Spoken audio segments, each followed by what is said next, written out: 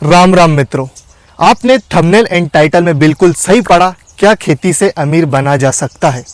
आपको क्या लगता है? पहले तो सबसे पहले कमेंट करके बताएं कि खेती से अमीर बना जा सकता है या नहीं आपके हिसाब से, फिर मैं बताता हूं। तो सबसे पहले तो मैं आपको ये बता दूं कि आप कोई भी काम करते हो, आप भले ही खेती करते हो, कपड़े धोते हो, बाल काटते हो, नौकरी करते हो या फिर किसी कॉरपोरेट बड़ी कंपनी में जॉब करते हो, अमीर वही इंसान बनता है जो अपने कमाए गए पैसों को सही जगह निवेश करना जानता है।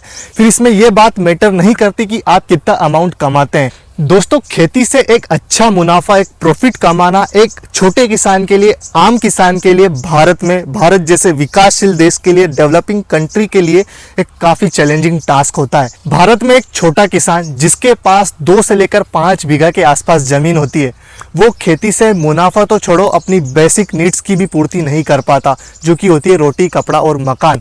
इन चीज़ों के लिए भी उसको खेती के अलावा किसी दूसरी जगह काम करना पड़ता है, किसी के यहाँ नौकरी करनी पड़ती है, दिहाड़ी करनी पड़ती है अपना परिवार तक चलाने के लिए। एक छोटा किसान सबसे बड़ी गलती क्या करता है वो आपको मैं बताता हूँ कि जैसे ही उसकी फसल आती है, अब फसल आती है, सीजन का टाइम रहता है, मार्केट में उस फसल की काफ़ी ज़्यादा आवक रहती है, तो भाव तो वैसे ही नहीं रहता।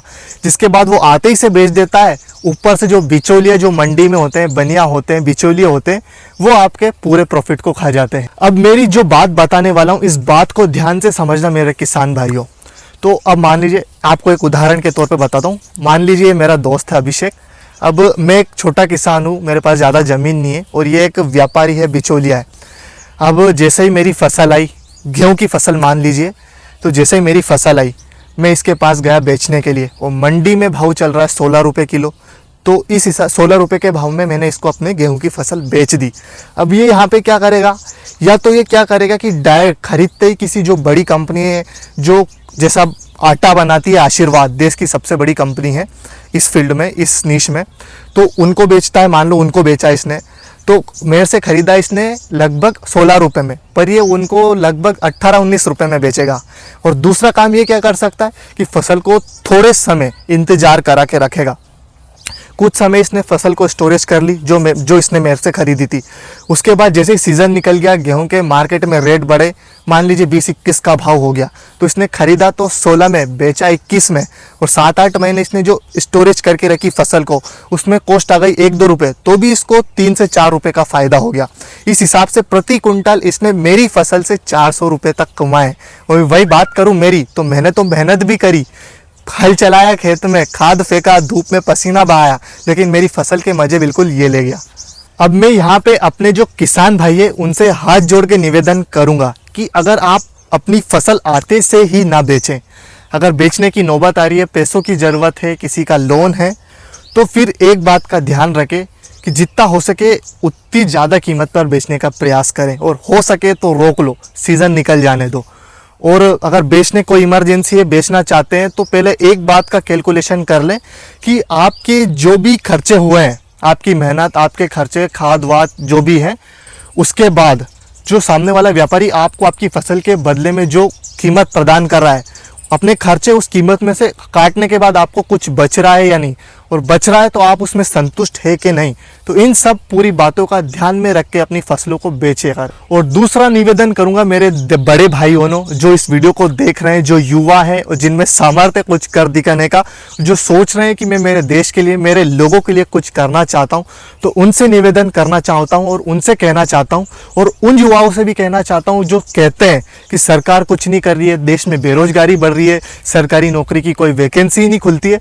तो उन लोगों से भी मैं कहना चाहता हूं कि भैया, आप मेरे से उम्र में बड़े हैं, लेकिन आजकल ज़माना बदल गया है, छोटे लोग भी बड़े लोगों को सलाह देते हैं।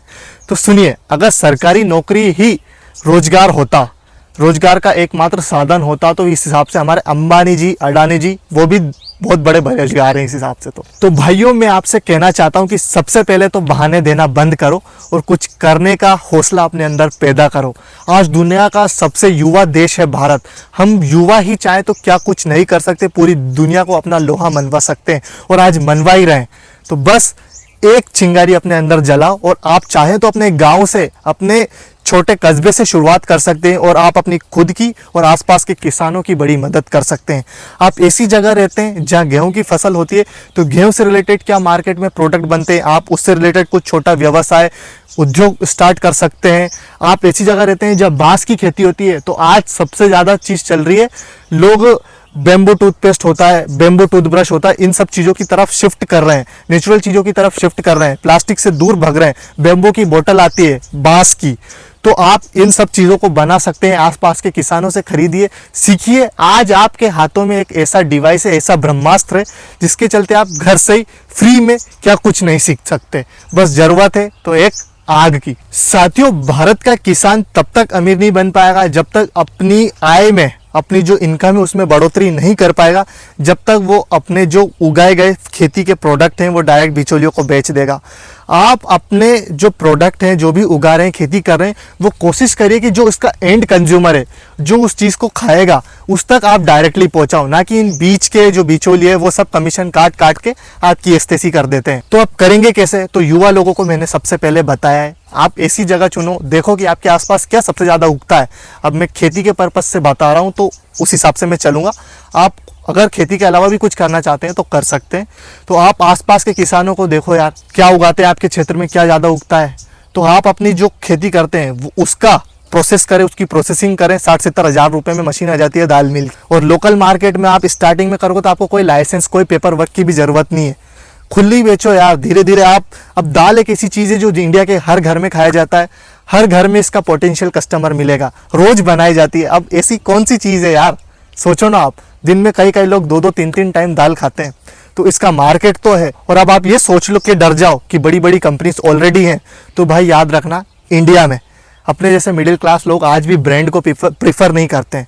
जो आसपास में अच्छी चीज़ मिल जाती है ना, हम उसकी तरफ ही ज़्यादा जानते हैं जो किफ़ायती हो। और एक बात ध्यान रखना कि आप अपने बिजनेस में ज़्यादा प्रॉफिट कमाने के चक्कर में खुद बिचौलिए मत बन जाना। आप डायरेक्ट जो मंडी में रेट चल रहा है, मान लीजिए जो किसान है वो मंडी में बेचता है 16 रुपये में अपने गेहूँ, और वो जो व्यापारी है वो 18-19 रुपये में किसी बड़ी कंपनी को बेचेगा। तो आप क्या करो कि अगर आप खुद भी धंधा करते और उससे खरीदते भी व्यापारी से, तो वो भी आपको 19 रुपये में देता, तो आप क्या करो, डायरेक्ट किसान से खरीदो।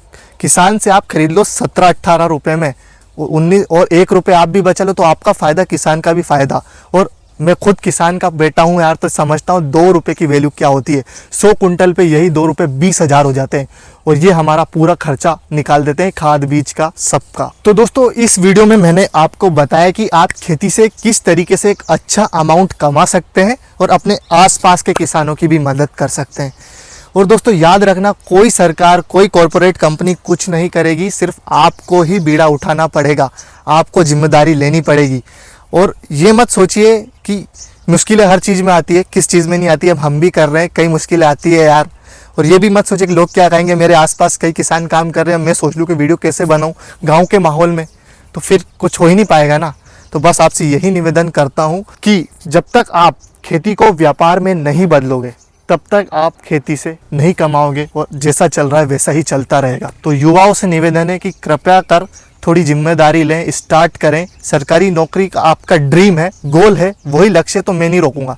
लेकिन कोई धंधा करना चाहते हो तो शहरों की तरफ क्या है, आज पूरी दुनिया शहरों से गाँव की तरफ आ रही है। शहरों में परेशानियों के अलावा कुछ भी नहीं है, तो आप अपने गांव से एक अच्छा उद्योग चालू कर सकते हैं, लघु उद्योग चालू कर सकते हैं, बिल्कुल कम इन्वेस्टमेंट्स में चालू कर सकते हैं। अब साथियों, मैं आपको एक कमाल की बात बताता हूं कि जो यूनाइटेड नेशंस है, संयुक्त राष्ट्र है, उसकी एक रिपोर्ट के अनुसार 2050 तक दुनिया की, पूरे विश्व की जनसंख्या 700 करोड़ से बढ़कर 1000 करोड़ होने वाली है। ऐसे में आपके लिए अपॉर्चुनिटी है, जो किसान है, जो युवा लोग हैं, वो अभी से इस फील्ड में अपने हाथ मजबूत कर सकते हैं, क्योंकि खेती फ्यूचर में उभर कर आने वाला सबसे बड़ा बिजनेस व्यवसाय होने वाला है, और इस चीज़ का पोटेंशियल सबसे ज़्यादा है। ये धंधा ना तो कभी कोरोना जैसे पेंडेमिक में, कोई महामारी में कभी भी बंद नहीं होगा, क्योंकि खाना तो नेसेसिटी है भैया, खाना तो चाहिए ही चाहिए। क्या करोगे आप, काम के बिना रह सकते हो लेकिन खाने के बिना नहीं रह सकते।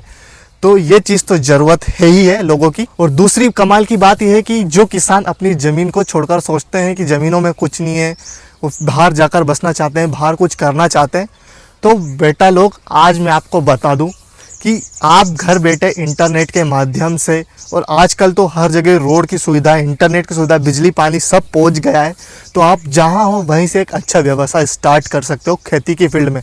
अब कई सारे इनोवेटिव प्रोडक्ट्स यहाँ पर आते हैं, जैसे कि मैंने आपको बताया बम्बू के कई सारे, जो हमारा बांस होता है उसके कई सारे नेचुरल प्रोडक्ट्स आते हैं, तो उनकी आप रिसर्च करो ना यार एक बार। और एक और कमाल की बात बताता हूँ कि बिल गेट्स को अगर आप नहीं जानते तो बता दूं कि बिल गेट्स काफ़ी लंबे समय तक दुनिया के सबसे अमीर इंसान रहे और अभी भी वो दुनिया के 5 सबसे अमीर इंसानों की लिस्ट में है। तो उन्होंने पिछले 10 सालों में 2,72,000 एकड़ ज़मीन खरीदी है अमेरिका में। ये लगभग ज़मीनें अमेरिका के 18 राज्यों में से भी ज़्यादा में फैली हुई हैं। तो ये लोग आज से 10 साल, 15 साल, 20 साल आगे का सोचकर चलते हैं। तो ये लोग ऐसा कर रहे हैं तो इसके पीछे भी कुछ कारण होगा ना। वो खेती की ज़मीन खरीद रहे हैं और ये खुद दूसरों से खेती करवा रहे हैं यार, तो रोजगार भी दे रहे हैं और उस चीज़ को प्रिजर्व करके भी रख रहे हैं। तो बस आज की इस वीडियो में इतना ही। मिलता हूँ आपसे अगली वीडियो में, तब तक के लिए जय हिंद, जय भारत, वंदे मातरम।